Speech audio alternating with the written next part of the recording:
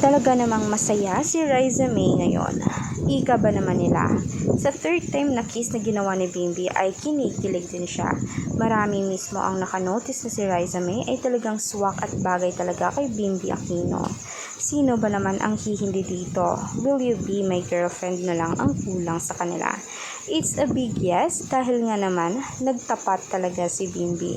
Mahal naman niya si Bimbi. And talaga namang may chemistry sa kanila dahil kung wala ang maybe sa Itbulaga, talagang matamlay mismo ang show. Ngayon kasi nadagdagan ng saya dahil nga makukulit ang mga ito. Talaga namang si Riza May ay bigay todo din para din naman talaga mas maging pasabog pa ang entry nila sa Itbulaga. And talaga mismo marami ang nasusuporta dito and nagbibigay switch sa kanilang tambalan.